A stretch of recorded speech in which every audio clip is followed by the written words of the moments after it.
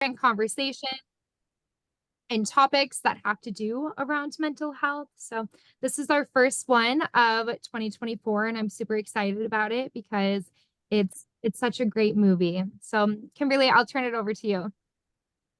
Hi, everyone. Thank you for being here. I'm Kimberly, just as Anna has introduced, and I also want to introduce my co-director, Dr. Annie Brewster, who's up here on the screen as well. And together, I think it was mid last year, we started ruminating and discussing the ideas of creating a 4-part miniseries that really highlighted a diversity of voices. A lot of times mental health gets put into boxes, or we only talk about one specific type of disorder. And we really wanted to get a topic-based series going where we have diversity of perspectives. And in this series, we have actually 6 individuals. We have 2 of those lovely cast members with us today.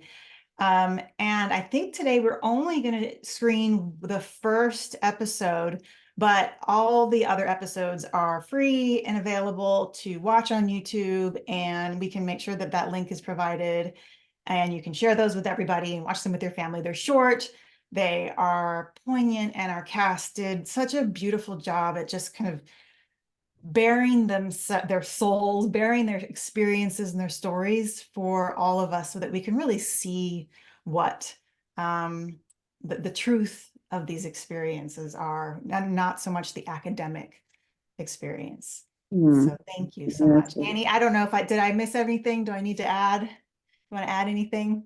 No, I think that was fantastic. I'll just briefly introduce myself. I'm Annie Brewster. I am a doctor. I live in Boston, Massachusetts. I'm also a patient. I have MS, so struggle with neurologic disorder, and have loved, I run a nonprofit, I should say, about storytelling and health called Health Story Collaborative. So it's been wonderful to work with Kimberly on this project. I really believe in the power of people sharing their stories to empower all of us.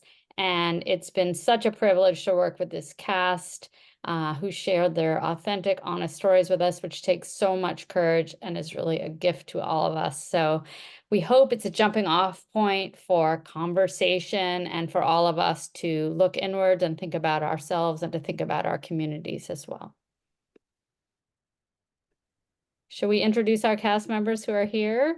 Yes, absolutely. Yep, I was gonna say Ava. Yes, Ava. Hi, I'm Ava. I'm a cast member. I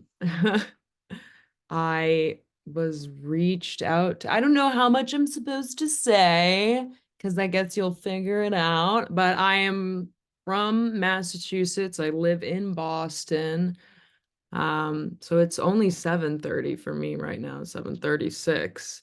But yeah, it's just been a big honor to be a part of this with such incredible other people that were a part of this, and like to be able to be put in the same group as like all these people that spilled a lot of very personal things in such a beautiful way. I just feel very lucky for that, and to have met the wonderful Annie and Kimberly, 2 of my favorite people. And yeah, we'll go to Dior. Hi, everyone. My name is Dior, and another cast member. And it was a really amazing opportunity to be part of this. I'm from New York City, and I'm a mental health activist on the side, and I also work in public health. So this is right up my alley, and I'm excited to have a conversation with you all. Awesome. Thank you. I hope everyone loves this short film just as much as NAMI Central Texas does. Like Kimberly said, there are 4 different videos that you can view online. I will send those videos or the link out to the videos following today's Mind Matters so you can go have the chance to view them. It was very hard to decide which one we were going to watch today with all of you. So it's the first one. It gives you a good foundation and a good base to go watch the other 3. How we are going to run today is play the the short film, and then afterwards with the panel discussion. If you have any questions, we will allow time at the end. So keep those in your thoughts or write them down if you want to put them in the chat. If you don't want to forget, feel free to do that afterwards, but we will take some time at the end.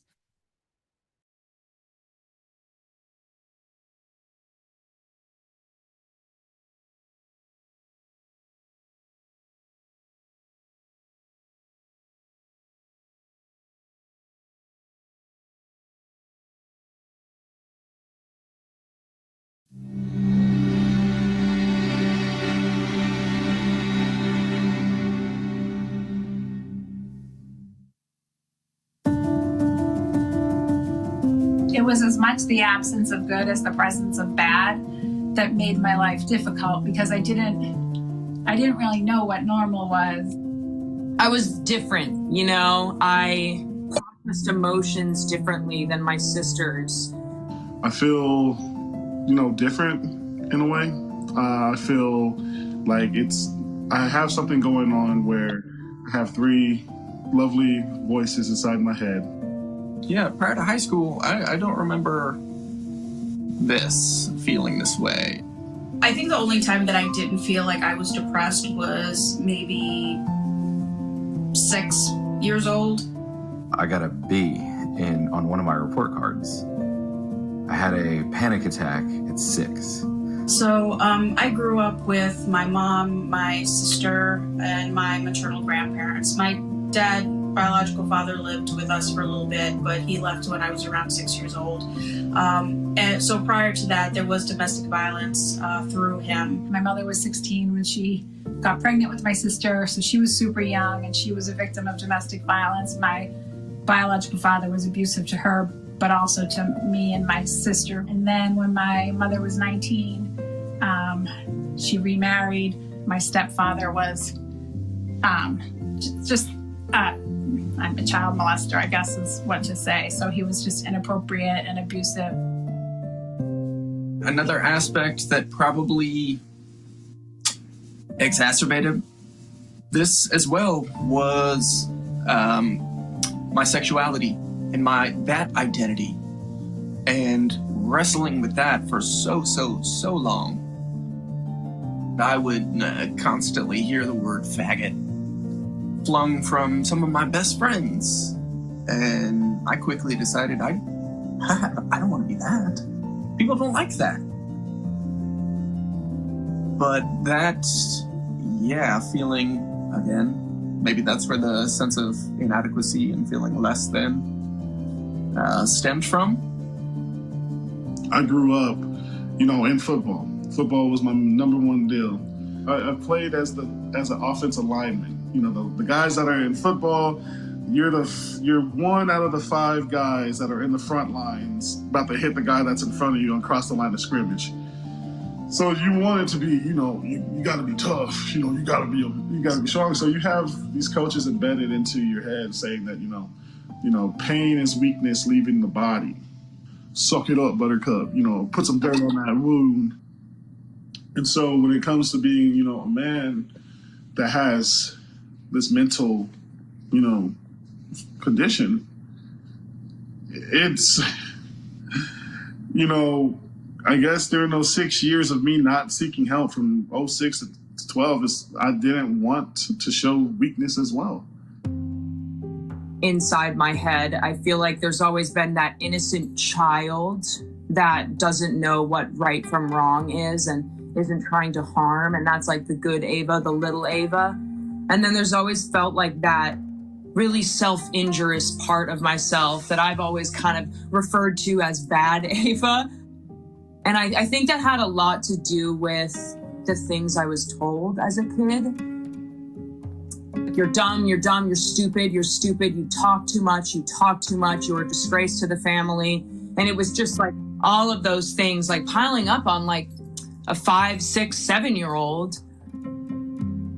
It destroyed the way that I see myself. I didn't understand that the situation and the circumstances were what was wrong. I felt like something about myself was wrong. I attracted or brought out in my stepfather, I didn't know that you should feel safe in your body, or you should feel good in your body. Like my body was like, I felt like a threatening place. I was using drugs. I feel like that exacerbated the major depressive disorder. But I started going to a psychologist with my father, and that's when they discovered, they're like, major depressive disorder is what we're dealing with here. So the anxiety's always been there. The way that it presented itself was almost like an asthma attack.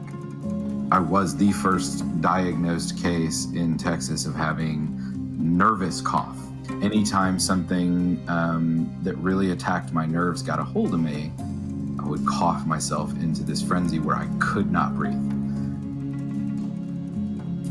Most of the time, whenever I would say I would have my episodes, is that my body would feel hollow. I could see everything, but I could not control anything. And so whenever the voices would take over, and in those instances, I would tend to break that by doing self-harm. So I had cuts and gashes all over me. I was very unkept. Hygiene, like I said, was atrocious. Well, I was 11 when I actively made an attempt to end my life. I don't have any recollection of how many times I tried from the age of 11 to 18. So I had attempted earlier that day. My sister went and told my mom, and then that's when they took me to the hospital. That's when I started seeing a therapist and I started taking medication. That was a whole process for my family, mainly my mom. She immediately thought that my therapist was a bad influence on me, or was telling me lies, or pitting me against my mother. So I quickly learned that I would just tell my mom very, very little, but still keep her included. I mean, there were many suicide attempts before I was hospitalized or diagnosed with anything other than ADHD. There was self-harm, there was drug use, there was alcohol use, there was eating disorders. It was sophomore year of high school, the first week of sophomore year. I had attempted suicide, and this time I told a friend. They called an ambulance and made me throw up, and that was the first time I was hospitalized in an inpatient hospital. And that was the first time my family noticed anything.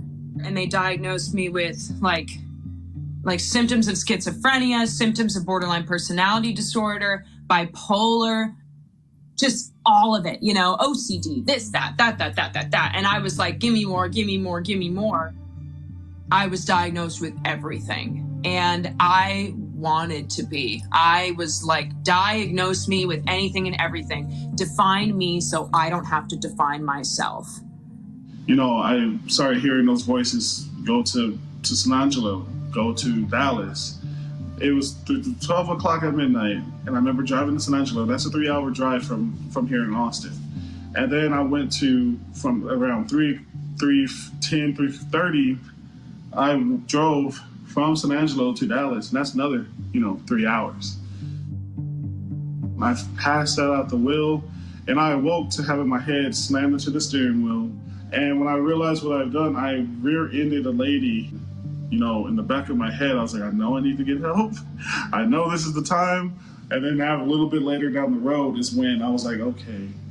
Whenever that option of the hospital was coming through, I was like, yeah, it's time. Like, I need to go. Let's go to this hospital. And that's what changed the whole game of us, I actually went with a bunch of friends to see the movie Born on the 4th of July, which was with Tom Cruise, and it was about the Vietnam War, actually. Up until my early 20s, I thought that was the only thing that caused post-traumatic stress was war. So I saw that movie and was with a bunch of my friends, and we went back to the dorm, and we were all doing a stress test. So I'd never done a stress test before, and it was like, how many times in your life have you moved? How many people died? How many, it was all these questions. So that night I went to bed and I was like, I've had so much stress in my life and I'm doing great. I woke up the next morning with a raging anxiety attack. I mean, it was horrible. I thought I was dying. I had never had an anxiety attack. So all of a sudden, now I have this anxiety I can't get rid of. It feels totally consuming. It's so uncomfortable. I felt so uneasy in my skin. And that led me to therapy. When depression really manifested and I was diagnosed with that was around COVID. It started in my feet, and it was a sensation of tingling.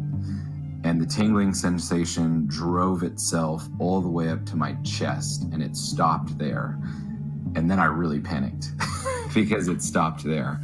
And so I sat down, and my body was exhausted. I could not work. I could not get out of bed. I could not help my wife with our very young child. My mind was telling my body, you've got to go get this done during the day. You've got to take care of your family. You've got to take care of your son. You've got to get out of your bed. You've got to brush your teeth. And my body could not move. My depression isn't me being sad constantly or in a state of self-pity all the time. It seems to be a state of constant overwhelm. Like there is just too much to tackle at all times. It feels like I'm wearing 10 weighted vests, like when you go to the dentist and they have to take an x-ray and they put a weighted vest on you, a lead vest. Feels like I'm wearing like 10 of them, and I just feel so heavy trying to perform any simple task seems daunting. So, I mean, with the MS, that has only been exacerbated. When I was first diagnosed with MS, I'd say my mental health took a nosedive. I felt like my back was up against a wall. Like my doctors made it seem to me like I had no options. Like I'm going to be blind and in a wheelchair by the time I'm 30, so there you go. I'm still in disbelief about all of this. Like this still does not seem real. It's been 12 years though. I had never been in the hospital except to get my wisdom teeth out. I had never had an overnight in the hospital until I had what we thought was a torsed cyst. So eventually I was diagnosed with ovarian cancer. I have just finished doing treatment and have moved into looking at different hospice services in my area because there's not any other treatments right now that are working for my cancer. The same month that I had my surgery, a study came out on people with post-traumatic stress disorder are twice as likely to be diagnosed with ovarian cancer. At first, I was diagnosed with generalized anxiety, but it's really post-traumatic stress. It enraged me because I was like, if these are normal responses to abnormal situations, why do I have the label? Like, I'll change and I'll heal, but how do family systems change if the people that cause trauma don't change and if the people that are wounded by trauma are getting the label? It's why I became an activist, because I was like, it's not enough for individuals to heal, systems have to change. I think when it comes to mental health activists or advocates, I'm not entirely sure how people view them, but I worry sometimes that they might think that we have it all together when I don't have it together. And I do have my moments of just, I don't think I'm making any difference, or am I doing enough within my advocacy? But there are just some days where if I get up and I just get through the day, that's surviving, that's a win for me. Thank goodness for the resources that I'm blessed to have access to, because I know there are others that don't, that can help me navigate this disease. Because all of these years I felt feeling less than, now I feel any area of my life, I feel like I can take it on full throttle. And I remember thinking to myself, I'll never forget it. This must be what normal feels like. I'm an introvert. I'm shy. I would have never seen myself standing in front of a lot of people if it wasn't for those things that I was going through. The first time, this is when I first started sharing my story, I had a parent come up to me and she said, you know, you're a hero. I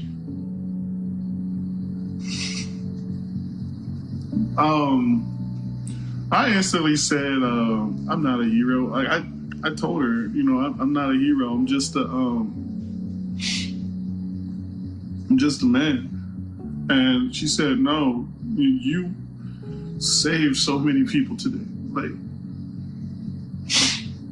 you put yourself down on the line and opened up and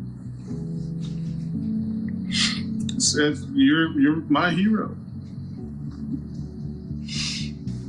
And to hear that, it like removed some of the callous that was in my heart of like self-doubt and my insecurities. It helped move. And so I guess that's what made me like see that, you know, I could be a hero for someone, even if it's just one person. I could be that help. And so when I was diagnosed with all those things, that's how I defined myself, with this broken person. So the idea of becoming someone that doesn't hate themselves, or that hurts, or that doesn't hurt and like constantly go through pain, it was so scary. Yeah, it is. It's so relieving to just admit that it's difficult. So I wrote this song. It's called Find Your Legs. And I wrote it about like trying to live life outside of the inpatient hospital. About like trying to like metaphorically find your legs, like figure out like how to fucking walk without somebody like holding your hips up, or like holding on to both sides of your arms, you know, like how to figure out how to fucking be in life without, I don't know, you know? Let's see.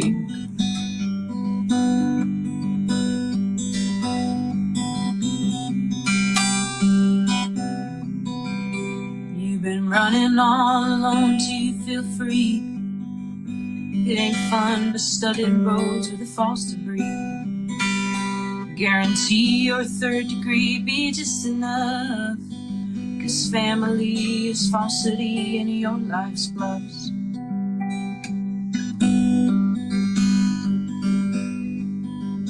Find your legs. Your core collects and it dissects the bona fide, 'cause you play fetch with neglect till all collides.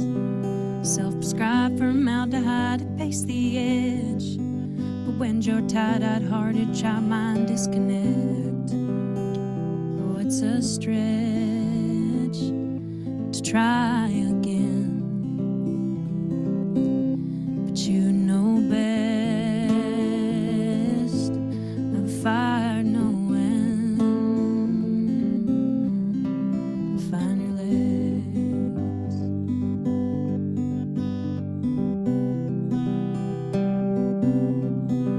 You got dreams on death row and overloaded crane.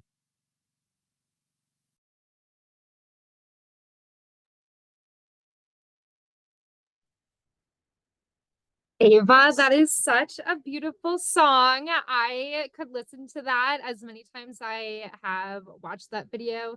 I think you should make your own track. So whenever that comes out, let me know. Such a beautiful video that takes a lot of courage and vulnerability for each of those cast members to talk about their mental health journey. And it's even more gracious and empowering that we are able to have Ava and Dior with us today to talk about the Unfixed video that they have done and their different life experiences throughout where they are today with their own mental health. I have a couple questions for both you, Ava, and Dior. However, I would also like the audience, all of our NAMI Central Texas family and community, to also ask these questions. I think questions are a great form of curiosity to learn about mental health, and then also start sparking different thoughts, maybe putting together different aha moments, or even taking the initiative to find mental health resources or talking about mental health within the Central Texas community.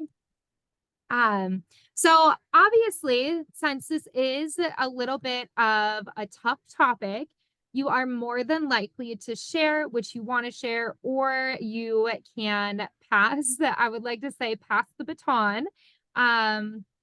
Whatever you are most comfortable with.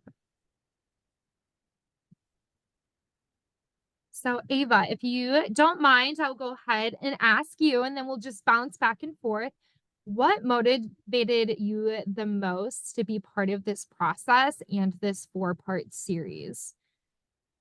Well, I got an email from Annie, which I did this opioid awareness project, this like really awesome art project at McLean Hospital that Annie was the head of. And I got an email, like I think it was like 6 years later. Yeah, like 6 years after that, I got an email that was like, hey, Ava, remember me? Like, we're doing this thing. And I thought like maybe you'd be, and I was just like, oh my God, fuck yeah, you know? And that's so awesome. I was just like completely honored to be a part of it. And it was really it was more of an honor to be like asked to do this than anything else. There was not much of a question of doing it. I'm not like, I'm not like an activist, unfortunately, in the way of like going out and speaking about things, especially when it comes to mental health, but it's not something that I'm shy to speak about, if that makes sense. It's just not, I've yet to come to the point where I can like make a speech, but I was like, maybe this is the start. But I've done that like through art and music. So it was just, yeah, I was just asked to do it and was very happy to do it. I think your art and your music is a really beautiful way of expressing your emotions. And one day, even this video you articulated your journey so well. So don't walk away and think, I can't do this, because you did. We just watched 20 minutes of it. Dior, how about you? What motivated you the most to be part of this Unfixed Mind cast? So I share my story pretty often.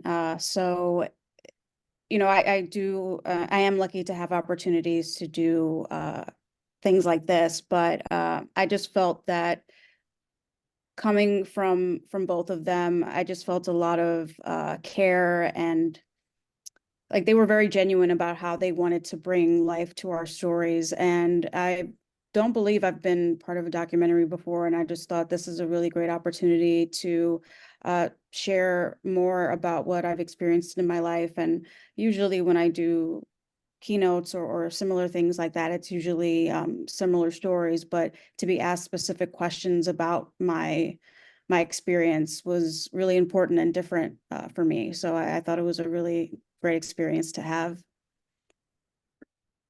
Thank you. That leads me into the next question for all of you. Since you have worked together and sharing your stories and creating this film, and there has been a lot of different loud voices coming together to talk about mental health and breaking the stigma and taking the initiative to do so.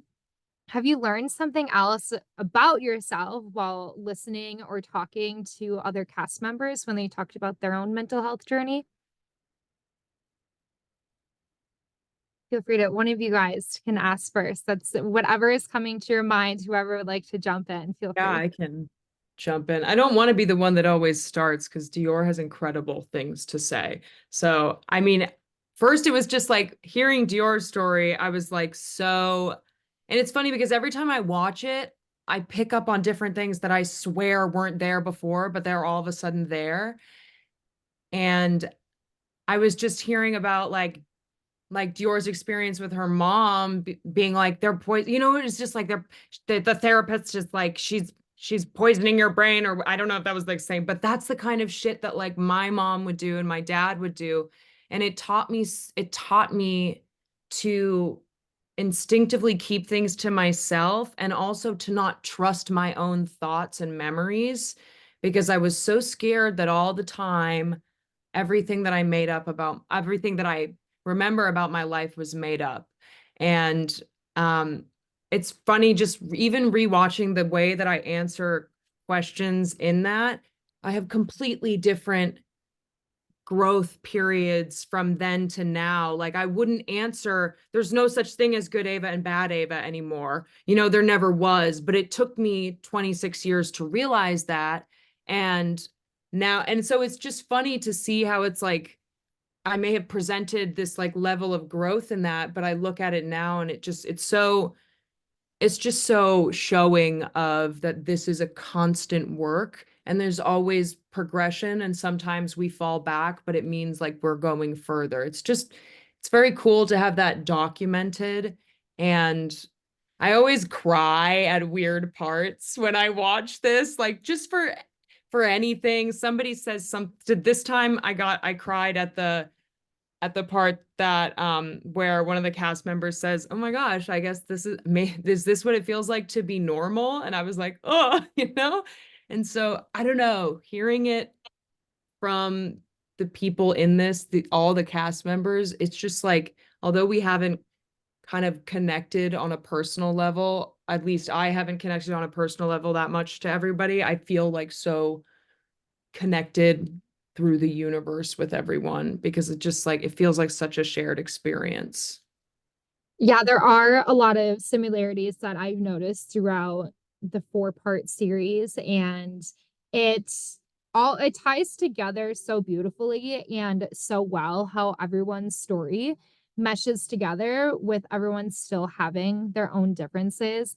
And then also, like you said, being able to have that documented and look back like 5, 10, 20 years later, and still being able to have that be a measurement within your own mental health journey. And you can look back and say, wow, look at where I was. Like, I can see where I am now. It's going to be ever evolving. That's something that a lot of us who live with mental health conditions have to come into terms with. It's not an instant heal, or when you get that diagnosis, all of a sudden everything is fixed with medication. You have to take that journey. It's ever evolving. Like as you grow older, like Ava said, good Ava versus bad Ava, and being able to view yourself differently throughout that entire process.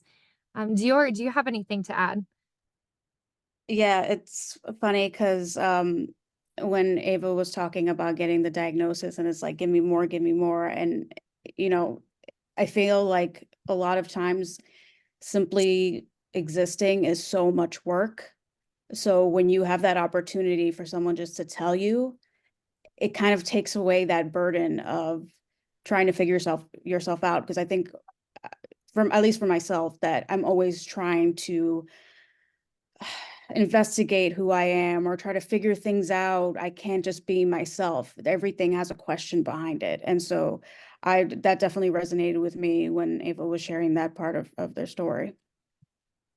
Absolutely. I want to bring up stigma within, like, after Dior mentioning all that stuff, trying to find a diagnosis or find an answer, finding different ways to like internalize different things and like discover your new self.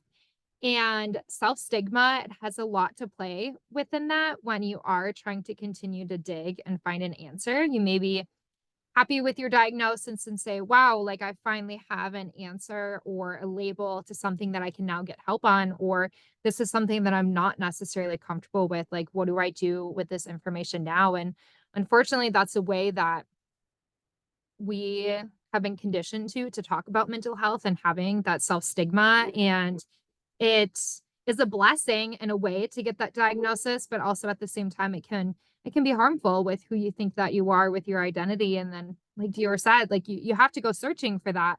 And I know myself included, when I received my diagnosis, it felt like I was losing my identity. And now here we are, like being able to talk about it. And I see the similarities with both of you within that story. Now, I did see a question in the chat from Emma. She has a really great question. It's, how have your family and friends reacted since you did this series? And then the second part of that question is, were they surprised? Did any relationships change following the series? And then Ava, since you're on a rock of answering first, feel free to do so unless you want to go first. I'll leave that up to you.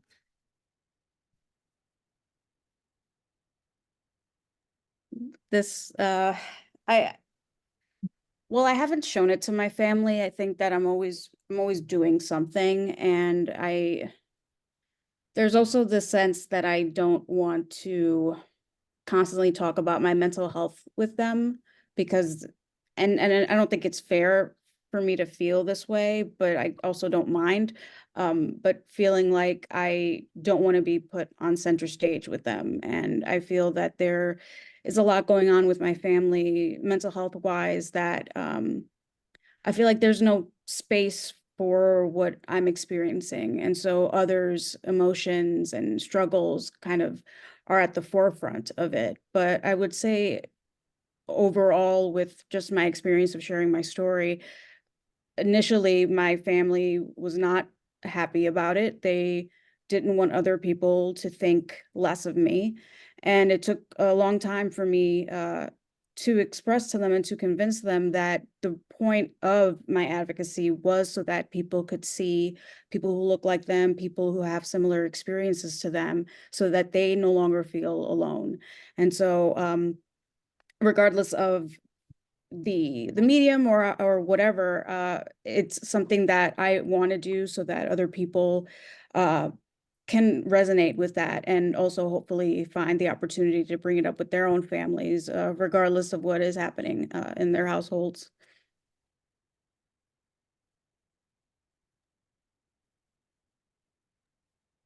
I loved that. I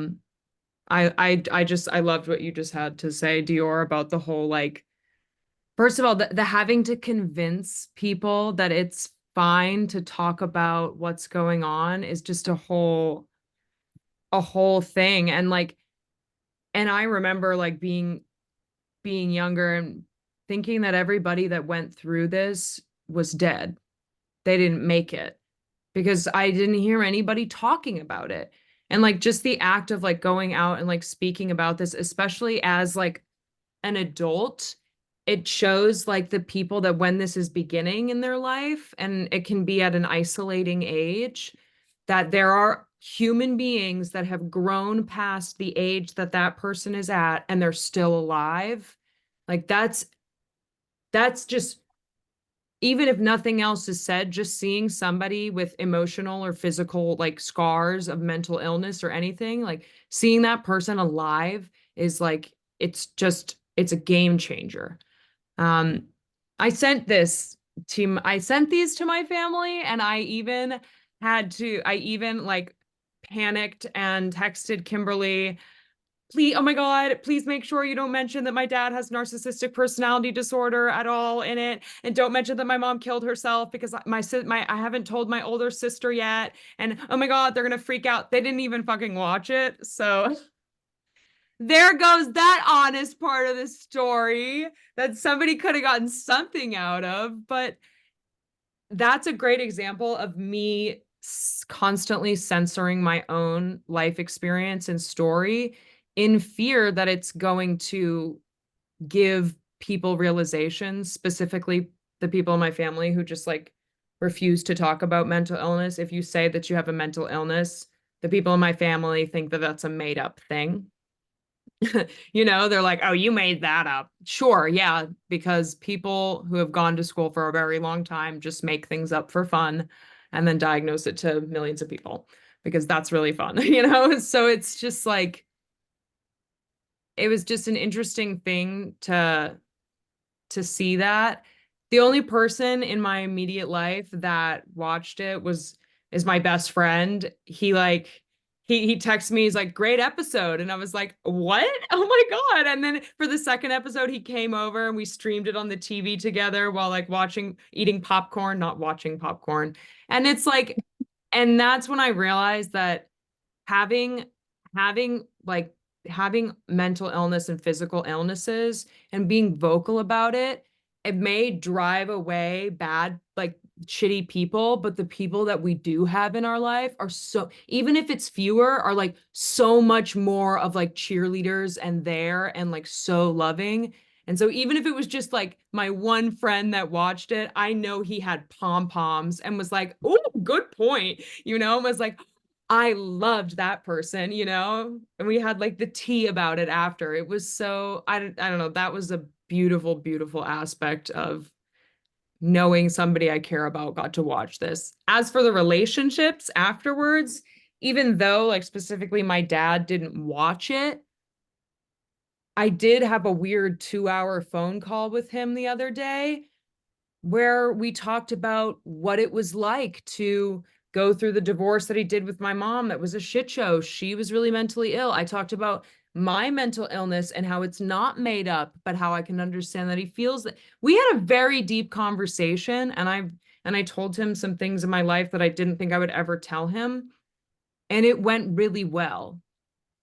And even though he didn't watch that, I think feeling comfortable enough to have spoken with people that I don't know, but like viewers that I don't know who's viewing it, maybe it gave me like a little bit more confidence to be firm in like what I know to be true about my experience. Absolutely. It's easy to second guess yourself when you have like these outside influences coming in. You're like, oh, do I actually have this diagnosis? Do I not have this diagnosis? Especially as you're figuring out and you are trying to learn about it yourself, when you are also trying to seek like validation and support from people within your circle. And when they are able to show up for you, it kind of is like mind-boggling where you're like, wow, like this is something that I'm very grateful for. And then those people who are in your life that are uncomfortable to talk about it, it is an uncomfortable conversation to be had, but those uncomfortable conversations are usually a really big sign that these are important conversations that need to be had. And if you are the catalyst of starting that conversation, whether you know that individual or not know that individual, you're starting a movement within yourself, and those movements can look bigger, such as creating this 4-part series and showing it out to the public. You never know who's going to receive the message, but then also like taking that and spreading it out through your personal life as well. Regardless of what it is, it's still going to touch like someone who is viewing it. As I'm looking down in like the comments, Tiffany, she did say to Kimberly and Annie, when she is viewing this Mind Matters, she's starting to think of the person-centered therapeutic process, of the transparency of the stories that are being shared, such as Ava and Dior, the transparency and the strength to talk about how things are on the other end when you didn't think that there is going to be a day that you lived past your sadness and the darkness. It's very, very powerful. There is one thing that I do want to jump back on that Ava mentioned when she was talking about how relationships have changed. When someone is starting to really struggle with their mental health at a young age, like Ava did when she was a youth, she found it very hard to see past like those dark moments into what it would be like as her adult life. And that's why it's important to start these conversations young. I don't want to make some generalized opinions here because I don't want to say I'm the youngest person, but when I was in high school, we only talked about mental health if it had to do with losing a classmate to suicide. So if I am saying that now as someone who may be one of the youngest within this Zoom space, I can only imagine of what it would have been like for individuals and folks who are older than me and not having that conversation at such a young age, you really do feel like if I'm feeling this way now, I'm not going to see it until my adult years, because the only thing that I know about mental health and people struggling with suicidal thoughts is they don't make it into those years that I want to be successful. And then once you start experiencing those years, you're like, do I feel like I belong here? This is unknown territory where I didn't even dream to be here to this day. And those within itself are really conflicting feelings. So Ava, thank you for bringing that up. That's something that isn't talked about much enough within itself, but that's why we start talking about mental health at a really young age. So we only have about 10 minutes left. So I would like to ask you all 2 more questions, and then I'm going to turn it over to the individuals who are joining us today, because I would absolutely love to hear what they have to say and the different questions that they may have for you, because it may be different than mine, and I really hope it is. But if the audience was to take away one thing about this film, what would you want it to be?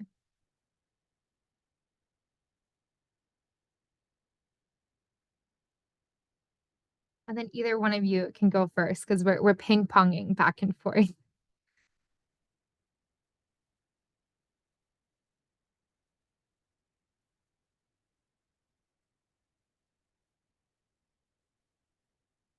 Is that a hard question to ask? I can always like It re-ask something. it is, but it's very You know what? hard That's one. good. But it's okay. I'll try.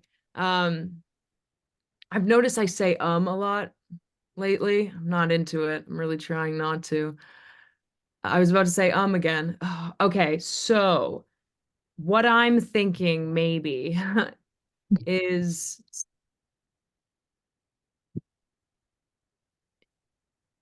it's okay to feel. Something I heard this time around that stuck with me was that somebody saying to someone, pain is weakness leaving the body. And I love that that was brought up, and I love that it was brought up that it's like, no, because it's not. Pain is what you experience when you are strong enough to. So it's like actively feeling is what makes you strong. It's the pain isn't what's good, but it's the fact that you're capable of holding that, and it means that there's growth. So it's just, I don't know, trust. Oh, fuck. Yeah, I guess that like anything that you're feeling is valid. And the worst thing to do would be to try to hold that and swallow it down, because it'll only come. It's the same thing when you're sick and you hack up some shit, you got to spit it out, because if you don't, your lungs are going to try to spit it out again. So it's the same idea of just like, if something is coming up, then you need to let it out instead of trying to hold it back down, and then it comes back ×2. And every time you do it, it comes back times itself, double itself. So yeah, I guess I would say that. And a big thing of like, going through what you're going through doesn't make you weak. It actually makes you strong. And some people may react to things by pretending that it's okay, but that doesn't make someone strong. What makes them strong is going through it and processing it, however difficult that may be. That is what strength is. So I always argue that, like, you're in the hospital, you're taking medication, you got a new diagnosis. Well, guess what? That's strength. Like, you're strong for doing that. Because if you just sat alone with it and pretended like nothing was wrong, that's not. The people that see us as weak are the weak ones. We are the strong ones because we're dealing with it. I guess, sorry, rant.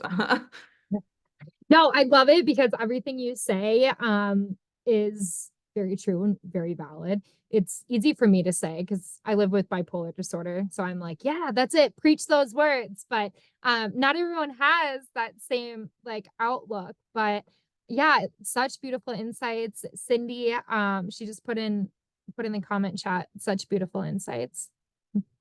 Dior, do you have anything that you would like the audience to take away today? I mean, it's hard to follow that. I think that really just covers everything. And just that, it's not, there's nothing wrong with being vulnerable and being honest. So yeah, I think Ava covered it. Ava's words times two. I think a couple of us can probably resonate with that, who are listening to us today. So now that I am concluded with my questions, thank you so much for being able to have that discussion with us, answer those questions with vulnerability and honesty. I know that is not easy coming into a space, especially with people that you don't know. But sometimes also at the same time, it is easier to come in and talk to people that you don't know because you don't hold that personal connection with them. But thank you so much from the bottom of my heart coming and being able to talk about your lived experience. This means the world to myself, NAMI Central Texas, and everyone else who is here. So if anyone would like to ask any questions for Ava or Dior or even Kimberly or Annie about Unfixed Mind, I would love for you to take the opportunity to now. And if you happen to think of anything else afterwards, once we depart today, and you can always reach out to me and I can get those questions to Unfixed Mind, and then we can relay those questions back to you. Yes, Cindy.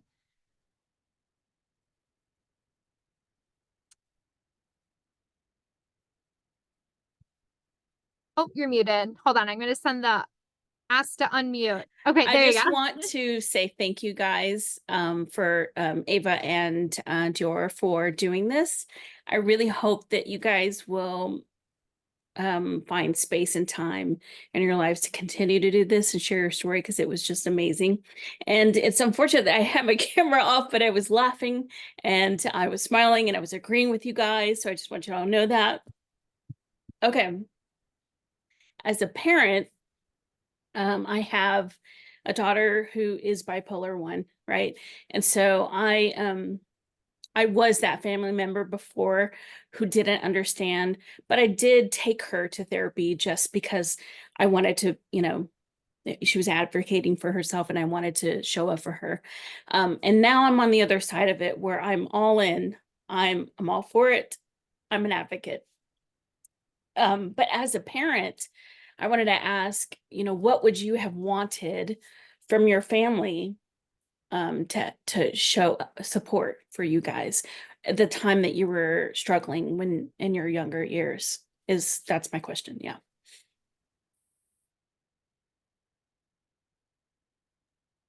I would say that I would have hoped for my mother to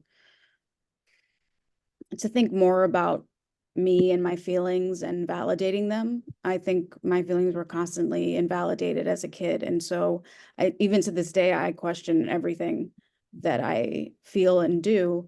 So also just forgetting about everyone else. Don't worry about how people are going to think of you as a parent, because in the end, those people don't matter. It's about the relationship that you're building with your child. And unfortunately, these are things that your children are going to remember as they get older. And unfortunately, often you can't let it go. So I feel like think of the long term, don't think about appearances. And yeah, I think if maybe my mom hadn't been going through so much herself, that maybe she would have had the capacity to be there for me, but it happens. And yeah, I just think just being present for your child and not thinking of it as you knowing better than they do or being patronizing in any way, because I can be 5 years old and say I'm depressed, and just because I only had 5 years of life that I don't know anything, or that I don't know these feelings, it's unfair to the child. So validate, humanize them, and try to be there for them as much as you can. Thank you, Dior. I loved that. Yeah. Validation was a huge thing that I thought of. That is so important, is like always validating like what's going on, even if it's something that you don't understand or you've never experienced. Just allowing a child to know, just like allowing any kid to know that yes, this feeling is real that you're having. It is real, and I am here with you, and I may not understand it to the extent that you do, but I'm here with this. Another really important thing is like take care of yourself, because children learn a lot about how they view themselves based on watching how their parents view themselves and how their parents view each other. And my mom didn't take care of herself. And so she ended up never going to the hospital, never getting help, and she ended up committing suicide. And that set me back so much in my growth. I mean, of course it would, but it made it even harder because I had a guilt of, I was so sick that she couldn't take care of herself. So it's so important that you take care of yourself and also make time to validate, be there, and help your child get through whatever it is that they need to. And remember that they're a kid, and right now they see you as a parent, and it's not going to be until they're able to conceptualize that you're a human being as well that they're going to be able to treat you as a human being. So remember that like any sort of unkindness and stuff, like that's not coming from a place of them not caring about you. It's coming from a place of them not knowing how to ask for help. Thank you. Thank you. I don't know if you are picking up the chat as you two are talking and being able to share with us, but there are a lot of really great comments that I would either like you to see, or I can start listing some of them. But overall, a lot of individuals are very thankful that Dior and Ava, you were able to come and share your story and your vulnerabilities and your different how strong you are to carry yourself through this journey. And I can send all of these to you afterwards. I always like to put these notes on like either note cards or sticky notes, and then being able to put them in different places in my apartment for self-affirmation. I don't know if you two are like that as well, but I will definitely send those your way. And thank you so, so much from the bottom of my heart being able to be here with us today. That concludes our Spring Mind Matters. If anyone has any other questions for Unfixed Mind, feel free to reach out to myself or a NAMI Central Texas team member, and then we can go ahead and get those answered for you. And following that, we do have a lot of programs that we can be here to support you as a family member or also as an individual living with a mental health condition. We have programs going on a weekly basis, whether that is one of our support groups or our courses that we have going on. So please visit our website so then you can sign up for those different classes. I think Ava and Dior, they can really contest to finding the personal support, but then also making sure individuals within your support circle are also taking care of themselves. So thank you. Thank you so much, Anna. Have a good night, everyone. Thank you, everyone. Thank you, guys. Take care. Have a good night.